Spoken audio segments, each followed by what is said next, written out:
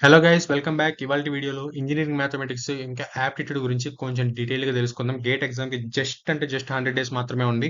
ఈ 100 డేస్‌లో ఎన్ని డేస్ ఇంజినీరింగ్ మ్యాథమెటిక్స్‌కి, యాప్టిట్యూడ్‌కి పెట్టాలి? లేకపోతే ఎలాంటి టాపిక్స్‌ని డీటెయిల్డ్‌గా నేర్చుకోవాలి? ఎంతసేపు నేర్చుకోవాలి? షార్ట్ నోట్స్ ఎలా ప్రిపేర్ చేసుకోవాలి? అన్నిటి గురించి ఈ వీడియోలో మాట్లాడుకుందాం. వీడియోని ఖచ్చితంగా ఎండ్ వరకు చూడండి. నచ్చితేనే సబ్స్క్రైబ్ చేసుకొని, లైక్ చేసి మీ ఫ్రెండ్స్‌కి షేర్ చేయండి. ఫస్ట్ మనం యాప్టిట్యూడ్ గురించి డిస్కస్ చేద్దాం. యాప్టిట్యూడ్‌లో ముఖ్యంగా 5 కాన్సెప్ట్స్ ఉంటాయి. ఈ 5 కాన్సెప్ట్స్ అనేవి వెర్బల్, అనాలిటికల్, క్వాంటిటేటివ్, స్పేషియల్ ఇంకా డేటా ఇంటర్ప్రిటేషన్. మీకు ఈ 5 టాపిక్స్‌లో నుంచి క్వెషన్స్ అనేవి అడుగుతారు. మనం ఇక్కడ ఉన్న ఈ 5 కాన్సెప్ట్స్‌లో ఒక కాన్సెప్ట్‌లో ఏమేం సబ్ టాపిక్స్ ఉన్నాయి, ఏమేమి నేర్చుకోవాలి అనేది డీటెయిల్డ్‌గా చెప్తాను. ముందుగా వెర్బల్ యాప్టిట్యూడ్ చూద్దాం. వెర్బల్ యాప్టిట్యూడ్ అంటే ఏమీ లేదు. మీరు మీ చిన్నప్పటి నుంచి ఇప్పటి వరకు మీకు ఎంతలాగా ఇంగ్లీష్ వచ్చు? మీ కమ్యూనికేషన్ స్కిల్స్ ఎలా ఉన్నాయి? మీరు ఇంగ్లీష్‌ని అర్థం చేసుకోగలరా లేదా? ఒక సెంటెన్స్ ఇస్తే ఈజీగా ఫార్మేషన్ చేయగలరా లేదా? ఒక సెంటెన్స్‌ని అర్థం చేసుకోగలరా లేదా? అనేదే ఈ వెర్బల్ యాప్టిట్యూడ్. ఇందులో ఈ టాపిక్స్ ఉన్నాయి కదా! ఈ టాపిక్స్‌ని మీరు డీటెయిల్డ్‌గా నేర్చుకోండి. సారీ, నేర్చుకోవడం కాదు, అర్థం చేసుకోండి. ఫర్ ఎగ్జాంపుల్ ఇక్కడ సినోనిమ్స్ ఉన్నాయి. సినోనిమ్స్ అంటే ఏంటి? Meaning words. అంటే ఒక వర్డ్‌ని మనం ఎన్ని రకాలుగా పిలవచ్చు. For example big. బిగ్ అంటే ఏంటి? పెద్దది. దాని అర్థం ఏంటి? లార్జ్.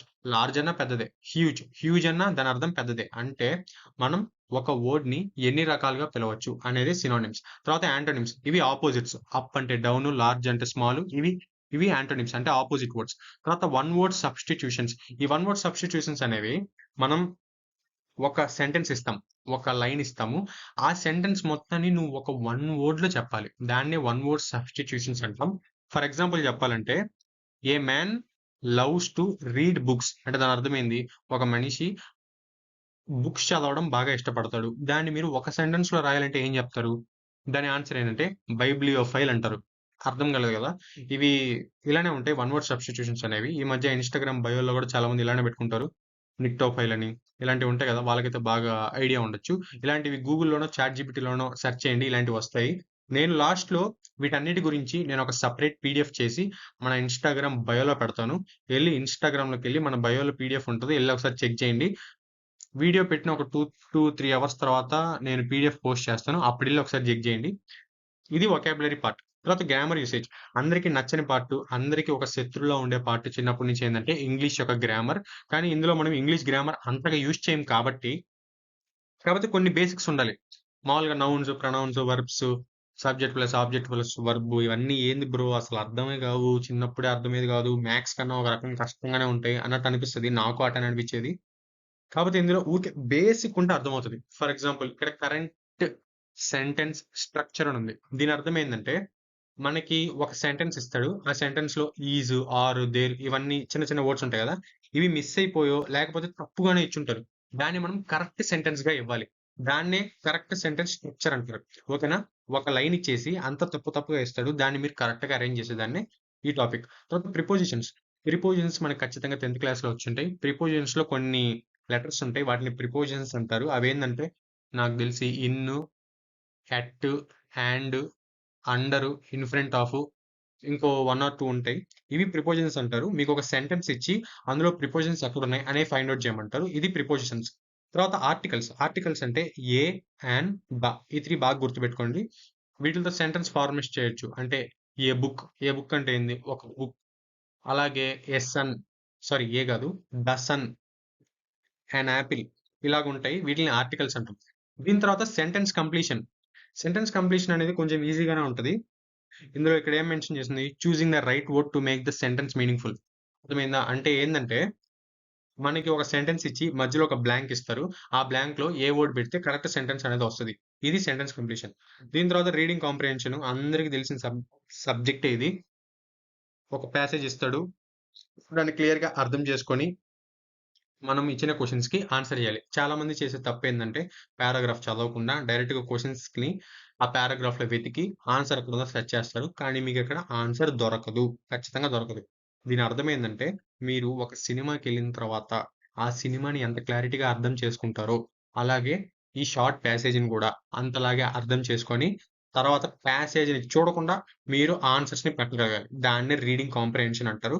తర్వాత క్రిటికల్ రీజనింగ్. ఇందులో అజంప్షన్స్, కన్‌క్లూజన్స్, ఇన్ఫరెన్సెస్ అని ఉంటాయి. అంటే ఇవి ఒక సింపుల్ టాపిక్సు. ఈ టాపిక్స్‌ని మీరు కొంచెం మీనింగ్‌ఫుల్‌గా నేర్చుకోవాలి. అంటే ఇందులో ఒక సెంటెన్స్ లాగా ఇచ్చేసి, దీన్ని ఇన్ఫరెన్స్‌లో ఎలా రాయొచ్చు? కంక్లూజన్స్‌లో ఎలా రాయొచ్చు? అంటే కన్క్లూజన్ అంటే మనం ఇప్పుడు ఏం చెప్తాం? ఇప్పుడు ఫర్ ఎగ్జాంపుల్ ఈ వీడియో అయిపోయిందనుకోండి. నేనేం చెప్తాను? ఇక్కడి వరకు చూసుంటే నా ఛానెల్‌ని సపోర్ట్ చేయండి. లేకపోతే ఇది వీడియో, ఇంతటితో వీడియో అయిపోయింది. ఇక్కడ చెప్తాను కదా! ఇది కన్క్లూజన్స్. తర్వాత అజంప్షన్స్, ఇన్ఫరెన్సెస్ ఇలా ఉంటాయి. వీటిల్ని కొంచెం బాగా నేర్చుకోండి. తర్వాత parajumbles.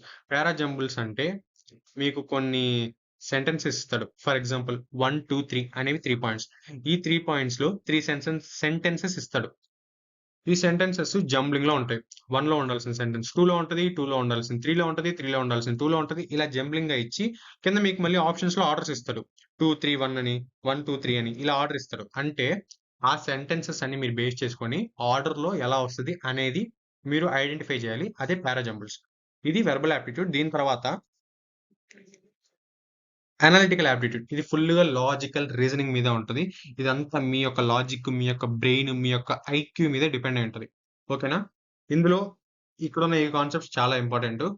Number, letter, symbol series అంటే మీకు 2, 4, 6, 8, 10 అని ఒక సీరీస్ ఇస్తాడు. తర్వాత వచ్చే నంబర్ ఏందో ఫైండ్ ఔట్ చేయమంటాడు. అలాగే లెటర్స్‌లో గూడా, సింబల్స్‌లో గూడా అంతే. తర్వాత coding and decoding. Coding and decoding అంటే ఫర్ ఎగ్జాంపుల్ సీఏటీ. సీఏటీ అంటే ఏంటి? క్యాట్. ఈ సీఏటీని ఒక యారో మార్క్ ఇచ్చి డీబీయూ అని రాస్తాడు. అంటే దాని అర్థం ఏంది? సీఏటీని నేను డీబీయూ లాగా రాశాను. నువ్వు డీఓజీ డాగ్‌ని ఎలా రాయగలవు? అనే దాన్నే కోడింగ్, డీకోడింగ్ అంటాం. ఫర్ ఎగ్జాంపుల్ ఇక్కడ నంబర్స్, రేషియోస్ రూపంలో కూడా ఇస్తారు. తర్వాత బ్లడ్ రిలేషన్స్. చాలా మంది నాకు బ్లడ్ రిలేషన్స్ వచ్చు. నేను దీంట్లో తోపు అని అనుకుంటారు. నా ఫ్రెండ్స్‌కి జరిగిందేందంటే అందరికి జరుగుంటది. అందరికి ఏం తెలుసు? మదర్ అంటే తెలుసు, ఫాదర్ అంటే తెలుసు, grand mother, grand father, brother, sister, cousins తెలుసు. కానీ అత్తనేమంటారు? బాబాయినేమంటారు? బాబాయ్ కూతుర్నేమంటారు? బాబాయ్ కోడలనేమంటారు? ఇలాంటివి ఉంటాయి కదా! ఇవన్నీ చాలా మందికి తెలీదు. వీటిల్ని మీరు అర్థం చేసుకోలేరు. మనకు తెలుగులో తెలుసు కానీ ఇంగ్లీష్ వర్డ్స్ తెలీదు కాబట్టి ఇంగ్లీష్ వర్డ్స్ బాగా గుర్తుపెట్టుకోవడానికి ట్రై చేయండి. గూగుల్‌లోకెళ్తే అన్నీ క్లియర్‌గా వస్తాయి. అంటే మీరు ఒకవేళ ఎగ్జామ్‌కెళ్లారనుకోండి నెఫ్యూ అంటే ఏంటి? నైసెస్ అంటే ఏంటి? ఇలాంటివుంటాయి. అందుకని మీరక్కడ తడబడకుండా గూగుల్‌లోనో, చాట్‌జీపీటీలోనో చూడండి వచ్చేస్తది. మీరెప్పుడైతే ఎగ్జామ్‌లో ఈ బ్లడ్ రిలేషన్ క్వెషన్ అటెంప్ట్ చేస్తారో, ఇక్కడ మీరొక ట్రీ ఏసుకోండి. మదరు, ఫాదరు అంటే క్వెషన్ బేస్డ్ ఒక ట్రీ ఏసుకుంటే మీరు ఆన్సర్‌ని ఈజీగా ఐడెంటిఫై చేస్తారు. తర్వాత డైరెక్షన్స్. డైరెక్షన్స్ కూడా చాలా ఇంపార్టెంటు. ఫర్ ఎగ్జాంపుల్ క్వెషన్ చెప్పాలంటే, ఏ అనే ఒక వ్యక్తి 8 మీటర్స్ నార్త్‌కెళ్ళాడు, 3 మీటర్స్ ఈస్ట్‌కెళ్ళాడు. అతని స్టార్టింగ్ పాయింట్ ఏంటి? ఇలా ఉంటాయి డైరెక్షన్స్. తర్వాత సీటింగ్ అరేంజ్‌మెంట్స్. సీటింగ్ అరేంజ్‌మెంట్స్ అంటే మీకొక క్లూ ఇచ్చి, మీకు కొంతమంది పీపుల్స్‌నిచ్చి, మిమ్మల్ని అరేంజ్ చేయమంటారు. వాళ్ళని స్ట్రెయిట్ లైన్‌లో కూర్చోబెట్టాలా? రౌండ్‌గా కూర్చోబెట్టాలా? అనేది మీ ఇష్టం. అది సీటింగ్ అరేంజ్‌మెంట్స్. తర్వాత సిల్లాగిజమ్స్. సిల్లాగిజమ్స్ అంటే అన్ని ఏలు బి అవుతాయి. అన్ని బిలు సి అవుతాయి. కానీ అన్ని సిలు ఏ అవుతాయా? అవ్వా? ఇలాంటి టిపికల్ క్వెషన్స్ అనేవి అడుగుతారు. వీటిని సిల్లాగిజమ్స్ అంటారు. మీకు వెన్ డయాగ్రామ్స్ మీద బాగా గ్రిప్ ఉంటే ఈ టాపిక్ మీకు ఈజీ. తర్వాత లాజికల్ పజిల్స్. లాజికల్ పజిల్స్ అంటే మీకు ఒక పజిల్ ఇచ్చి ఇక్కడ ఏమొస్తుంది? ఇక్కడ ఏమి రాదు? ఇక్కడ ప్యాటర్న్ ఎలా ఉంటది? అనేవి ఉంటాయి. నేను చెప్పిన మీకు హాఫ్ గానే అర్థమవుతది. కానీ మీరు ఒక్కసారి వెళ్లి ఏదన్నా క్వెషన్‌ని అటెంప్ట్ చేసేటప్పుడు మీకే రియల్‌గా అర్థమవుతది. అర్థమైందా? అప్పుడు మీకు అర్థమవుతది. నా ఎబిలిటీ ఎంత? నాకెంత స్ట్రాటజీ ఉంది? ఇలాంటి క్వెషన్స్ నేను సాల్వ్ చేయగలనా లేదా అని. అని చెప్పి డైరెక్ట్‌గా మీరు ఒక యూట్యూబ్ ప్లే లిస్ట్‌లోకెళ్ళిపోయి మొత్తం టైమ్ అంతా వేస్ట్ చేసుకుంటూ ప్రతి యాప్టిట్యూడ్ కోర్స్ చూసి టైమ్ అంతా వేస్ట్ చేయకండి. ఫస్ట్ మీకై మీరే అనలైజ్ చేసుకోండి. టాపిక్ గురించి సింపుల్ కాన్సెప్ట్. అసలు లాజికల్ పజిల్స్ అంటే ఏంటి? నేనేం చేయాలి? అనేది అర్థం చేసుకోండి. అర్థమైందా? యాప్టిట్యూడ్ అంటే మీరు ఒక క్వెషన్ ఇచ్చి ఆన్సర్ రాసేయడం కాదు. మీరు ఆ క్వెషన్‌ని క్లారిటీగా చదివి ఇది అలా కూడా అవ్వచ్చు. ఇది ఇలా కూడా అవ్వచ్చు. ఇలా ఎందుకు కాకూడదు? అనేది మీకు ఆలోచన రావాలి. మీకు ఒక డౌట్ అనేది రావాలి. అప్పుడే మీరు ఒక క్వెషన్‌కి ఈజీ ఆన్సర్ పెట్టగలరు. ఓకేనా? దీని తర్వాత క్వాంటిటేటివ్ యాప్టిట్యూడ్. అందరికి ఇష్టంగా ఫీల్ అయ్యేది. అందరూ ఫార్ములాస్ గుర్తుపెట్టుకోలేమని చెప్పేది. ఫస్ట్ క్లాస్, సెకండ్ క్లాస్ పోయిన దరిద్రం మళ్ళీ వచ్చింది అని అనుకునే టాపిక్ ఇదే. ఇందులో ముఖ్యంగా పర్సెంటేజెస్ ఉంటాయి. ప్రాఫిట్ అండ్ లాస్ ఉంటది. ఇక్కడ పెట్టిన అన్ని కాన్సెప్ట్స్ ఉంటాయి. ఏందన్నా నువ్వు ప్రతి కాన్సెప్ట్‌కి ఇన్నిన్ని టాపిక్స్ పెడతావు అంటే, అన్ని టాపిక్స్‌కి మనం ఏం ప్రిపేర్ అవ్వాల్సిన అవసరం లేదు నేను చెప్పినట్టే. అన్ని లాజికల్ థింకింగే. కాకపోతే ఇందులో కొన్ని ఫార్ములాస్ ఉంటాయి. పర్సెంటేజ్ అంటే ఏంది? ఇంటూ 100 చేయాలి. ఇది గుర్తుపెట్టుకోండి. కాకపోతే క్వెషన్స్ ఎలా ఉంటాయంటే, మీరు ఒక ఏ అనే వ్యక్తి ఒక బిజినెస్‌లో ఇన్వెస్ట్‌మెంట్ పెట్టాడు. అతనికి ఎంత పర్సెంట్ లాస్ వచ్చింది? 10,000 పెట్టాడు. 12,000 ప్రాఫిట్ వచ్చింది. అలా తిక్కమక్కగా ఉంటాయి. మీకు అర్థం చేసుకునే కెపాసిటీ ఉండాలి. అప్పుడే మీకు అర్థమవుతది. తర్వాత profit and loss, selling price, cost price, compound interest ఈ ఫార్ములాస్ గుర్తుపెట్టుకోండి. రేషియో, ప్రపోర్షన్, యావరేజెస్, మిక్చర్స్ వీటికి కూడా కొన్ని ఫార్ములాస్ ఉంటాయి. రేషియోస్ అనుకోండి 2:3, A:B 2:3 అయినప్పుడు C:Dలో ఎంత అవ్వచ్చు ఇలా ఉంటాయి. యావరేజెస్, మిక్చర్స్ కూడా అంటే ఇందులో కూడా ఒక 2 ఫార్ములాస్ ఏమో ఉంటాయి. అవి బాగా నేర్చుకోండి. టైమ్, స్పీడ్, డిస్టెన్స్ ఇవి అందరికీ తెలిసిన విషయమే. Time, speed, distance, time and work వీటిలో సింపుల్ ఒకే ఒక ఫార్ములా ఉంటది. స్పీడ్ అంటే ఏంటి? Distance into time. Time and work వీటి ఫార్ములాస్ ఊరికే సింపుల్‌గా గుర్తుపెట్టుకోండి. మీకు ఆటోమేటిక్‌గా అన్ని ఆన్సర్స్ వచ్చేస్తాయి. తర్వాత number systems, permutations and combinations, probability. అందరూ ఈ టాపిక్‌లో కొంచెం ఎక్కువగా కష్టపడే టాపిక్ ఏందంటే ఇదే. ఈ పర్మ్యూటేషన్స్ అండ్ కాంబినేషన్సే. ఎందుకంటే ఈ పర్మిటేషన్స్, కాంబినేషన్స్, ప్రాబబిలిటీలో ఫార్ములాస్ ఉంటాయి. n factorial by n minus r factorial, n factorial by r factorial into n minus r factorials ఇలాంటి ఫార్ములాస్ ఉంటాయి. ఇవి కొంచెం మీరు బాగా గుర్తుపెట్టుకునే దానికి ట్రై చేయాలి. అర్థమైందా? గుర్తుపెట్టుకొని ఒక 2-3 కాన్సెప్ట్స్ మీరు సాల్వ్ చేస్తే అప్పుడు మీకు బాగా గుర్తుంటది. ఓకేనా? ఇప్పుడు ఇక్కడ work, time and work concept ఉంది కదా! మీకు క్వెషన్ ఎలా అడుగుతాడు? ఏ అనే వ్యక్తి 10 డేస్‌లో వర్క్ చేస్తాడు. బి అనే వ్యక్తి 15 డేస్‌లో వర్క్ కంప్లీట్ చేశాడు. ఏ, బి ఇద్దరు కలిస్తే ఎంత తొందరగా వర్క్ అయిపోతది? దానికి ఫార్ములా ఏంది? Time 1/t. 1/10 ప్లస్ 1/15 చేస్తే మీకు టీ ఆన్సర్ వచ్చేస్తది. ఇలాగుంటాయి క్వెషన్స్. దీని తర్వాత ఇంక ఫైనల్‌గా స్పేషియల్ యాప్టిట్యూడ్. ఇది చాలా సింపుల్, ఇంట్రెస్టింగు, ఎంజాయ్ చేస్తూ పెట్టొచ్చు. కాకపోతే కొంచెం టిపికల్‌గా ఉంటాయి. అర్థం కావు. మిర్రర్ ఇమేజెస్, వాటర్ ఇమేజెస్ అయితే ఈజీ. మనం ఒక బోర్డ్ చూపించి మిర్రర్‌లో ఎలా కనిపిస్తది అనేది కొంచెం ఈజీగానే ఉంటది. పేపర్ ఫోల్డింగ్ అండ్ కటింగ్ ఉంది చూసారా? ఇది కొంచెం ఇంట్రెస్ట్‌గా అర్థం కాకుండా ఉంటది. ఇప్పుడు ఒక పేపర్ ఫోల్డ్ చేసాం, లేకపోతే ఒక డైరెక్షన్‌లో కట్ చేసాం. దాని తర్వాత ఫేసింగ్ ఎలా ఉంటది? అర్థమైందా? ఇలా ఉంటాయి పేపర్ ఫోల్డింగ్ అండ్ కటింగ్. ఇక్కడ 3D views of cubes, dice అని ఉంది కదా! ఈ డైస్‌ని నేను ఈ ఫేసింగ్‌లో చూసినప్పుడు ఎలా ఉంటది? నీకు క్వెషన్‌లో ఒక ఫేసింగ్ ఇస్తాడు. దీని యొక్క లెఫ్ట్ ఫేసింగ్ ఎలా ఉండొచ్చు? రైట్ ఫేసింగ్ ఎలా ఉండొచ్చు? ఇలా ఉంటాయి క్వెషన్స్. ఓకేనా? ప్యాటర్న్ కంప్లీషన్, ఎంబెడెడ్ ఫిగర్స్ ఇవన్నీ ఇంతే. ఓకేనా? ఒకసారి మీరు అనలైజ్ చేయండి. అర్థమైందా? అప్పుడు మీకు ఈజీగా అర్థమవుతది. దీని తర్వాత ఇంకా లాస్ట్ డేటా ఇంటర్ప్రిటేషన్. ఇందులో ఏమీ లేదు. మీకు ఒక పై చార్టో, బార్ గ్రాఫో, టేబుల్ ఏదో ఒకటి ఇచ్చి అందులో నుంచి క్వెషన్స్ అడగతాడు. ఫర్ ఎగ్జాంపుల్ ఇప్పుడు ఒక మీకు పై చార్ట్ ఇచ్చారనుకోండి. అందులో ఏముంటది? ఒక 30% స్టూడెంట్స్ ఏఐ నేర్చుకుంటున్నారు. ఇంకో 50% స్టూడెంట్స్ ఎలక్ట్రానిక్స్ నేర్చుకుంటున్నాడు. ఇంకొక 20% స్టూడెంట్స్ డేటా సైన్స్ నేర్చుకుంటున్నాడు. ఆ! అప్పుడు కింద మీకేమిస్తాడు? 200 పీపుల్ ఏఐ నేర్చుకుంటే ఎంత పర్సెంటేజ్ ఆఫ్ పీపుల్ ఎలక్ట్రానిక్స్ నేర్చుకోగలరు? ఇలాంటి టిపికల్ క్వెషన్స్ అనేవి మిమ్మల్ని అడుగుతాడు. ఓకేనా? ఇంకా దీని తర్వాత ఫైనల్‌గా ఇంజినీరింగ్ మ్యాథమెటిక్స్. ఇంజినీరింగ్ మ్యాథమెటిక్స్‌లో లీనియర్ ఆల్జీబ్రా, కాలిక్యులస్ ఉంటది. న్యూమరికల్ మెథడ్స్ ఉంటాయి. వెక్టర్ అనాలిసిస్ ఉంటది. డిఫరెన్షియల్ ఈక్వేషన్స్ ఉంటాయి. పి&ఎస్ ఉంటది. న్యూమరికల్ మెథడ్స్ ఈసీ వాళ్ళకి లేదు. డిస్క్రీట్ మ్యాథమెటిక్స్ కూడా ఉండదు. డిస్క్రీట్ మ్యాథమెటిక్స్ సీఎస్‌సి వాళ్ళకుంటది. నేను ముఖ్యంగా ఈ ఇంజినీరింగ్ మ్యాథమెటిక్స్‌లో ఏం చెప్పాలనుకుంటున్నానంటే ఇక్కడిచ్చిన ఈ టాపిక్స్ ఉన్నాయి గదా! ఇప్పుడు లీనియర్ ఆల్జీబ్రా ఉంది. ఇందులో 2-3 మార్క్స్ రావచ్చు. కాలిక్యులస్ ఉంది. 3-4 మార్క్స్ వస్తాయి. డిఫరెన్షియల్ ఈక్వేషన్ 2-3 అలా అన్నిట్లో కొన్ని మార్క్స్ ఇస్తాడు. కానీ మనం చెప్పలేం. ఎప్పుడు దేంట్లో ఎక్కువ అడుగుతాడో మనం చెప్పలేం కాబట్టి, మీరు స్పెసిఫిక్‌గా లీనియర్ ఆల్జీబ్రా అనుకోండి. ఇందులో మీరేం నేర్చుకోవాలి? Matrix operations, determinants, rank, eigen values, eigen vectors, LC decomposition ఈ టాపిక్స్ అన్నీ మీరు బాగా నేర్చుకోవాల్సిందే. తర్వాత calculus limits, differentiation, integration, series expansion అలాగే ఇప్పుడు మనకొక లిమిట్ ఇచ్చినప్పుడు 0/0 వచ్చినప్పుడు, ఇన్ఫైనైట్ బై ఇన్ఫైనైట్ వచ్చినప్పుడు, 0 ఇంటూ ఇన్ఫైనైట్ వచ్చినప్పుడు ఏం జేయాలి? ఎల్ హాస్పిటల్స్ రూలు ఇవన్నీ బాగా నేర్చుకోవాలి కాలిక్యులస్‌లో. డిఫరెన్షియల్ ఈక్వేషన్స్‌లో అయితే first order, second order, linear, non linear, PDE, first order PDE ఇవన్నీ నేర్చుకోవాలి. దీని తర్వాత వెక్టర్ అనాలిసిస్. వెక్టర్ అనాలిసిస్‌లో గూడా గ్రేడియంట్, కర్వ్ ఇవి బాగా నేర్చుకోండి. ప్రాబబిలిటీ అండ్ స్టాటిస్టిక్స్‌లో అయితే conditional probability, Bayes theorem, random variables, distribution అన్నీ నేర్చుకోండి. న్యూమరికల్ మెథడ్స్ వాళ్ళైతే సింపుల్ ఐటరేషన్ మెథడ్, ట్రెపెజాయిడ్ రూల్స్ ఇంకా ఉంటాయి కదా! సిలబస్‌లో మెన్షన్ చేసినవి. అవి బాగా నేర్చుకోండి. ముఖ్యంగా ఇక్కడ పాయింట్ ఏందంటే, ఈ లీనియర్ ఆల్జీబ్రా, కాలిక్యులస్ ఇవన్నీ మనకి బీటెక్‌లో వచ్చిన సబ్జెక్ట్సే. మీరు బీటెక్ సిలబస్ పక్కన పెట్టుకొని, గేట్ ఎగ్జామ్ సిలబస్ పక్కన పెట్టుకున్నా ఉండేది మొత్తం ఒకటే. అర్థమైందా? మీకు ఎలాంటి చేంజ్ అనేది ఉండదు. ఉంటే 1, 2 టాపిక్స్ అటు ఇటు ఉంటాయి.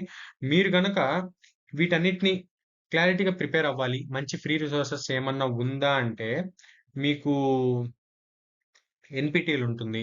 అలాగే గేట్ వాలా ఉంటది. ఇంకా కొన్ని ప్లేలిస్ట్స్ ఉన్నాయి.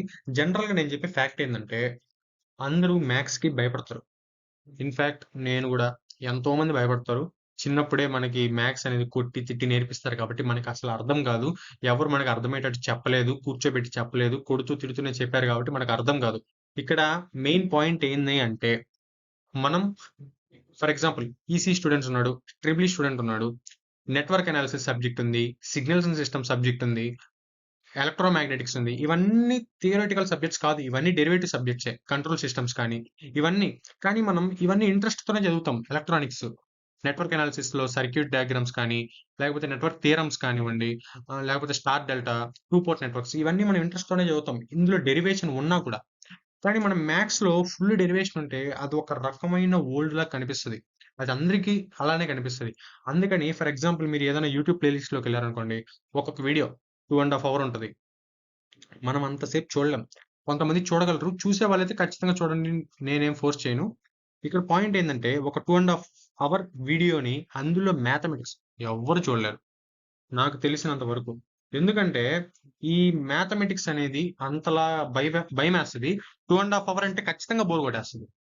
కానీ నేను ఎన్‌పీటీఎల్ కోర్సెస్ చూసినప్పుడు ప్రతి వీడియో హాఫ్ అన్ అవర్ ఉండేది. అంటే ఎన్‌పీటీఎల్‌లో బెనిఫిట్ ఏంది? డిసడ్వాంటేజ్ ఏందంటే, ముందుగా అడ్వాంటేజ్ ఏందంటే, సిలబస్‌లో ఉన్న టాపిక్స్ అన్నీ ఆర్డర్‌లో ఉంటాయి కదా! అదే ఆర్డర్‌లో ఒక్కొక్క లెక్చర్‌ని వాళ్ళు మెన్షన్ చేశారు. వాళ్ళ గేట్ ఎన్‌పీటీఎల్ పోర్టల్‌లో అంటే మీరు ఆ పోర్టల్‌లోకెళ్ళి మీ సబ్జెక్టు, ఏ సబ్జెక్ట్ అయినా, ఏ డిపార్ట్‌మెంట్ అయినా మీరొక సబ్జెక్ట్ ఇచ్చి, ఆ సబ్జెక్ట్‌లో ఒక కాన్సెప్ట్ ఇచ్చి, ఆ కాన్సెప్ట్‌లో మీరెళ్లారనుకోండి. ఫర్ ఎగ్జాంపుల్ ఈసీఈ నొక్కండి. ఇంజినీరింగ్ మ్యాథమెటిక్స్ నొక్కండి. దాని తర్వాత లీనియర్ ఆల్జీబ్రా కావాలా? కాలిక్యులస్ కావాలా? డిఫరెన్షియల్ ఈక్వేషన్స్ కావాలా? ఏది కావాలని మనల్నే అడుగుతుంది. మీరు ఫర్ ఎగ్జాంపుల్ కాలిక్యులస్ నొక్కారనుకోండి. కాలిక్యులస్‌లో గేట్ ఎగ్జామ్ సిలబస్ పేపర్‌లో ఏ ఆర్డర్‌లో అయితే సిలబస్ ఉందో, అదే ఆర్డర్‌లో మీకు వరుసగా వీడియోస్ ఉంటాయి. ప్యూర్ కాన్సెప్చువల్ బేస్డ్ అసలు ఫార్ములా ఎలా వచ్చిందని డీటెయిల్డ్‌గా చెప్తారు. సూపర్‌గా చెప్తారు. ప్రతి వీడియో హాఫ్ అన్ అవరే ఉంటది. అర్థమైందా? హాఫ్ అన్ అవర్ టైమ్ ఉన్నప్పుడు ఒక వీడియో చూసి హాఫ్ అన్ అవర్ ప్రాక్టీస్ చేసుకొని, మళ్ళీ ఇంకో హాఫ్ అన్ అవర్ ఇది చూడొచ్చంటే మ్యాథ్స్‌కి అలా ఈజీగా ఉంటది. కానీ డైరెక్ట్‌గా 2 ½ అవర్ వీడియో చూడాలి, 3 అవర్స్ వీడియో చూడాలంటే టైమ్ సరిపోదు. ఎందుకంటే మనకున్నది 100 డేస్ మాత్రమే. అందుకని నేను సజెస్ట్ చేసేదేంటంటే ఎన్‌పీటీఎల్ చూడండి. కానీ ఎన్‌పీటీఎల్‌లో డిసడ్వాంటేజ్ అంటే గేట్ టైప్ ప్రాబ్లమ్ సాల్వింగ్ అనేది అక్కడ ఉండదు. అర్థమైందా? అంటే మరీ ప్రాబ్లమ్ సాల్వింగ్ అసలుండదు. ఇప్పుడు ఫర్ ఎగ్జాంపుల్ ఏంది, మనం బీటెక్‌లో, ఇంటర్‌లో ఉన్నప్పుడు ఎలా సాల్వ్ చేస్తాం? లెంతీ ఈక్వేషన్స్ ఏసి సాల్వ్ చేస్తాం. కానీ ఎన్‌పీటీలో మరీ లెంతీ ఈక్వేషన్స్ ఎయరు గానీ, కొంచెం కాన్సెప్చువల్‌గా 2-3 స్టెప్స్, ఒక 10 స్టెప్స్ ఏసి చెప్తారు. అదొక్కటే మైనస్సు. కాకపోతే నేనేం సజెస్ట్ చేస్తానంటే, మీరు యూట్యూబ్‌లో ఉన్నే GATE exam related engineering mathematics play లిస్ట్‌లు చూడండి. అది 2 అవర్స్ ఉన్న, 3 అవర్స్ ఉన్న చూడండి. మీకు అర్థమైతే అదే ఫాలో అవ్వండి. మీకు బోర్ కొట్టకపోతే అదే ఫాలో అవ్వండి. కానీ బోర్ కొట్టని బోర్ కొట్టేవాళ్ళు ఎవరైతే ఉన్నారో వాళ్ళు ఎన్‌పీటీఎల్ లెక్చర్స్‌కెళ్ళండి. ప్రతి హాఫ్ అన్ అవర్‌కి ఒక వీడియో ఉంటది. ఆ వీడియోస్ చూడండి. నచ్చితే అదే ఫాలో అవ్వండి. సరే అన్న ఇప్పుడు ఫర్ ఎగ్జాంపుల్ మేము కాన్సెప్ట్ బాగా నేర్చుకున్నాం. ప్రాబ్లమ్స్ ఎక్కడ సాల్వ్ చేయాలి అనే దానికొస్తే కాన్సెప్ట్స్ అన్నీ బాగా ప్రిపేర్ అయ్యి గేట్ పీవైక్యూస్‌కో లేకపోతే ఏదైనా వెబ్‌సైట్‌లో టెస్ట్ సీరీస్‌కో వెళ్లి ఫర్ ఎగ్జాంపుల్ మీరు లీనియర్ ఆల్జీబ్రా మొత్తం ఎన్‌పీటీలో నేర్చుకున్నారు. ఆ లీనియర్ ఆల్జీబ్రా తరపున పీవైక్యూస్ చూడండి. మీరు అర్థం చేసుకోగలుగుతున్నారా అనేది మీరు ఐడెంటిఫై చేసుకోండి. స్టార్టింగే ఎవరు అర్థం చేసుకోలేరు అని నా డెసిషను. మీరొకసారి 2-3 క్వెషన్స్ ట్రై చేయండి. టాపిక్ కాన్సెప్ట్‌ని పక్కన పెట్టుకొని, ఆ కాన్సెప్ట్ రిలేటెడ్ ప్రాబ్లమ్స్‌ని సాల్వ్ చేయండి. వస్తే మనకే మంచిది. ఓకేనా? లేకపోతే మాకసలు బోరే కొట్టదు. మేము మ్యాథ్స్ లవర్స్, మాకు మ్యాథ్స్ బాగొచ్చు, తోపొచ్చు అంటే గేట్ వాళ్ళ ఇలాంటి ప్లే లిస్ట్ ఉంటాయి కదా! అందులో 2 అవర్స్, 1 ½ అవర్ వీడియోస్ ఉంటాయి. వాటిని మీరు ఫాలో అవ్వచ్చు. నేను ప్రతి రిసోర్స్ యాప్టిట్యూడ్‌తో సహా అన్నీ నేను డిస్క్రిప్షన్‌లో లింక్స్ ఇస్తాను. యాప్టిట్యూడ్‌లో అయితే ప్రతి ఒక్క కాన్సెప్ట్‌కి ఏమేం సబ్ టాపిక్స్ ఉన్నాయి, ఏమేం ఫార్ములాస్ ఉన్నాయని అన్నీ పీడీఎఫ్ చేసి ఎండ్ ఆఫ్ ది డే నేను ఇన్‌స్టాగ్రామ్ బయోలో పీడీఎఫ్‌ని పేస్ట్ చేస్తాను బయోలో. మీరు ఇన్‌స్టాగ్రామ్‌లోకెళ్ళి అక్కడ ఫాలో కొట్టేసి మన లింక్‌లోకెళ్ళి మీరు కాన్సెప్ట్‌ని చెక్ జేయొచ్చు. ఇంజినీరింగ్ మ్యాథమెటిక్స్‌కి సంబంధించిన, యాప్టిట్యూడ్‌కి సంబంధించిన రిసోర్సెస్ అన్నీ నేను డిస్క్రిప్షన్‌లో పెడతాను. యాప్టిట్యూడ్‌కైతే మీరు నీసో అకాడమీ ఫాలో అయిపోవచ్చు. నీసో అకాడమీ బావుంటది. అందరికి తెలిసిన విషయమే. అక్కడ ఫాలో అయిపోవచ్చు. ఇది ఇంజినీరింగ్ మ్యాథమెటిక్స్‌కి ఇంకా యాప్టిట్యూడ్‌కి మనం గురించి మాట్లాడుకుందాం. మీరు ఖచ్చితంగా 28 మార్క్స్ తెచ్చుకోగలరా? కనీసం 25+ కన్నా ట్రై చేయండి. యాప్టిట్యూడ్ అయితే కనీసం 13+ అర్థమైందా? ఇంజినీరింగ్ మ్యాథమెటిక్స్ కనీసం 10+ ట్రై చేయండి. ఖచ్చితంగా మీకు 24-25 మార్క్స్ వచ్చినా, మీరు మిగతా మీ కోర్ సబ్జెక్ట్స్‌లో ఇంకొక 25 మార్క్స్ తెచ్చుకున్నా ఖచ్చితంగా 50+ వచ్చేస్తాయి. అర్థమైందా? అందుకని యాప్టిట్యూడ్‌ని, మ్యాథమెటిక్స్‌ని ఫర్ ఎగ్జాంపుల్ ఇవాళ డేట్ నేను వీడియో పోస్ట్ చేసే డేట్ వచ్చి అక్టోబర్ 16 8 అవుతుంది టైము. అక్టోబర్ 16 మీరు స్టార్ట్ చేశారనుకోండి. ఇప్పుడే స్టార్ట్ చేయండి. మీరు ఎప్పుడు వీడియో చూస్తున్నారో అప్పుడే స్టార్ట్ చేయండి ప్రిపరేషన్. డిలే చేయకండి. అక్టోబర్ 16 నుంచి నవంబర్ 16 లేకపోతే రౌండ్ ఫిగర్ నవంబర్ 20. నవంబర్ 20 దాకా full engineering mathematics, full aptitude మొత్తం కంప్లీట్ చేసేయండి. సూపర్‌గా మొత్తం కంప్లీట్ చేసేసి నవంబర్ 20థ్ తర్వాత నుంచి ఫుల్‌గా ఒక వెయిటేజ్ ఉన్న సబ్జెక్ట్స్ నా ప్రీవియస్ వీడియోస్‌లో చెప్పాను. నెట్వర్క్ అనాలిసిస్ గాని, సిగ్నల్స్ సిస్టమ్స్ గాని, డిజిటల్ ఎలక్ట్రానిక్స్ కానీ, ఈ సబ్జెక్ట్స్‌ని బాగా చదవండి. కోర్ సబ్జెక్ట్స్ మీద 25 మార్క్స్, ఇంకా ఇంజినీరింగ్ మ్యాథమెటిక్స్, అలాగే ఇది యాప్టిట్యూడ్ మొత్తం కలిపి మీరు ఈజీగా 50+ మార్క్స్ తెచ్చుకోవచ్చు. ఓకేనా? అస్సలు టైం వేస్ట్ చేసుకోకుండా ఇప్పటి నుంచే ప్రిపరేషన్ స్టార్ట్ చేయండి. నేను అన్ని ఫ్రీ రిసోర్సెస్ లింక్స్ అన్ని డిస్క్రిప్షన్‌లో పెడతాను. ఇక్కడి వరకు వీడియోని చూసుంటే ఖచ్చితంగా లైక్ చేసి, మీ ఫ్రెండ్స్‌కి షేర్ చేసి, అలాగే సబ్స్క్రైబ్ చేసుకోవడం మాత్రం అస్సలు మర్చిపోకండి. ఇలాంటి అప్డేట్స్ కోసం, అలాగే గేట్ ఎగ్జామ్, ఎలక్ట్రానిక్స్ గురించి వీడియోస్ కోసం మన ఛానెల్ ఖచ్చితంగా సబ్స్క్రైబ్ చేసి బెల్ ఐకాన్‌ని ప్రెస్ చేసి పెట్టుకోండి. నెక్స్ట్ వీడియోలో కలుద్దాం.